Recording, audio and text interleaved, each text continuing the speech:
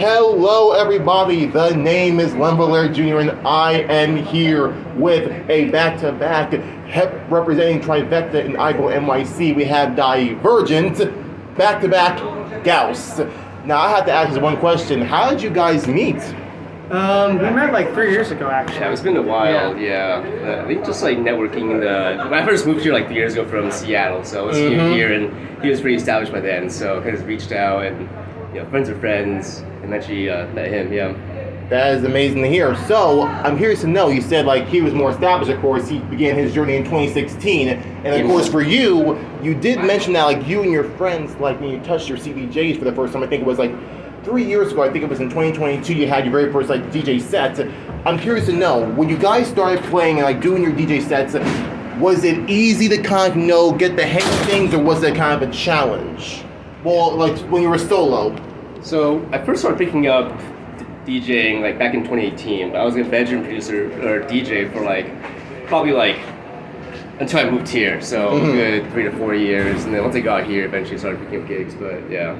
And as for you in 2016, when you were starting in college. Yeah, I started in college, so I've been a DJ since I was in 2016, and I did that for I've been doing it for like 8 years now.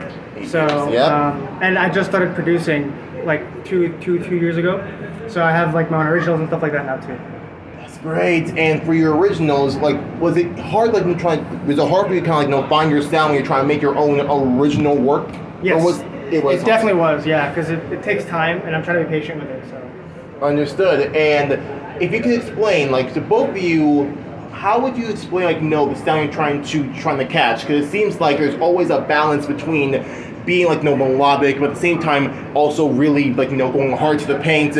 How do you find a way try and balance the two? Because it seems pretty easy at first, you can switch from one melodic side to a heavy drop in the next, but I feel there has to be this type of transition and synergy when it comes to balancing the two styles. Yeah, you want to take that? Yeah, I would say it's like trying to tell a story, right? You have peaks and you have troughs, right? You have high energy moments and you want to lull too, right? It's like an adventure. You don't want to be high energy the entire time, but also not just bored the entire time, right? So it's ups and downs. And so I guess part of it's reading a crowd too, right? It's part of knowing when to drop in the more melodic, feelsy, sad boy stuff, and then when to go hard in the pain with some neck breakers. Understood. Well, I think it's the same thing as Gauss said. You have to have a story, and then you also need to understand what the crowd is feeling at that time. I think those are the two big things. Yeah. Now I'm curious to know, I want to touch on what you said about how it's like telling a story. It has its peaks, it has its troughs. So I'm curious to know, what story might you be telling when you guys come together, trying to balance the two, if there is a story? I'd say it's a story of friendship and brotherhood. I think so too. I'll take that. I'll take that too. Hey, I can't wait to see that story come into action. And I'm curious to know, when you guys got the call that you guys be opening for someone as incredible as Trivecta, how did it feel? Take it first. I was pretty excited, man. And I also was looking for a partner to do it with, so I asked Gauss. And yeah, it just worked out. So I'm curious to know, is there something about, I don't know if you guys maybe have heard his discography, heard Trivecta, when his rise to fame, because believe it or not, he also started around 2016 as well with the song One Night Only. So I'm curious to know, are there any songs or works from him that you are that's your favorites from him? Probably Island, and Riptide. And Riptide. Yes. Those are two pretty amazing songs for you. Yeah, for me, well, maybe to backtrack a little bit. So I actually almost died back in 2018 from a car accident, by a car while I was outside the road. And partly what helped me got me through the recovery was Trivecta's tracks. I just discovered him at the time, and Alive, his remix of Alive by Dabin, got me through a lot of pain and hurt at the time. And so I was super stoked when Gio and John hit me up to help play the set too. How ironic, his music really helped you through, when you went through your car crash, trying to recover, and now, with you being here as you are, you never felt so alive. I'm sorry, it writes itself, basically. It was right there. So, I have to, but now the big thing I have to ask is this, with this being the back-to-back of Dyvergent and Gauss, will there be more in the future?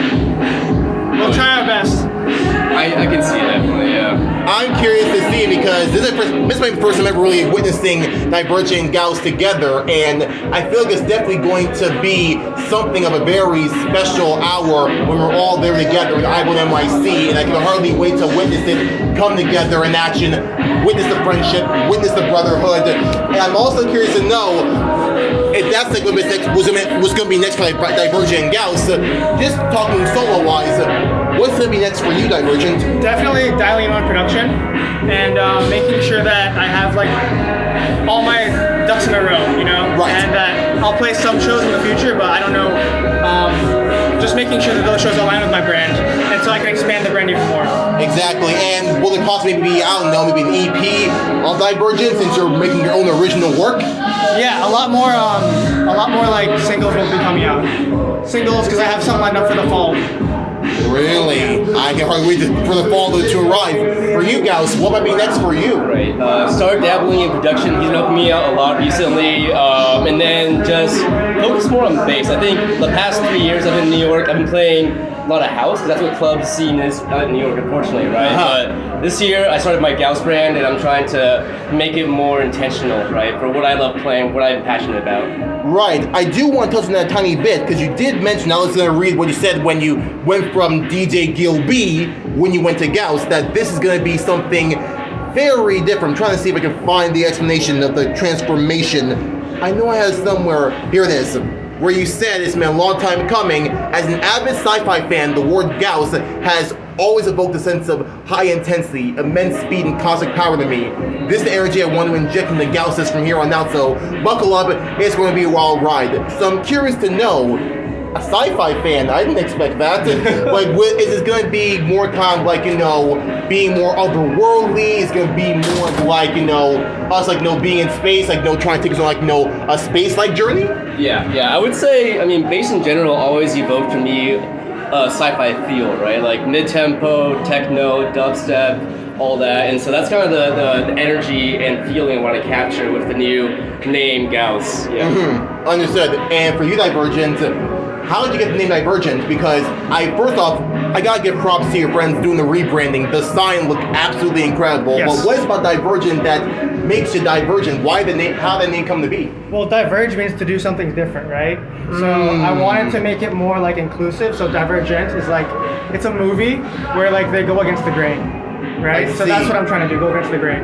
And since you're doing something different, like, you know, you go on one path, but you want to switch to do another thing, that's, wow. I'm sorry, that took me a little bit of a ride there, but I really do appreciate that. That's what Dyvergent truly means. So to see you guys come together and see you guys, you know, making such waves in your journey, the future is going to be bright for the both of you. So thank you guys so much for your time. Thank you guys so much for being here. Bless us in the Trivecta set. And guys, Dyvergent, Gauss, remember the names, guys. Something tells me they are here in NYC and they are not going anywhere. You're not going to move again, are you? No, not anytime soon. Well, I'm about to say, I'm sorry, I don't want you to hit me with that, because again, I know it was tough for you to move from, like, you know, where you were to Washington and then coming here to New Jersey, NYC. All I can say is this: welcome to this side of the land that's been waiting for you, and you're definitely making your mark here.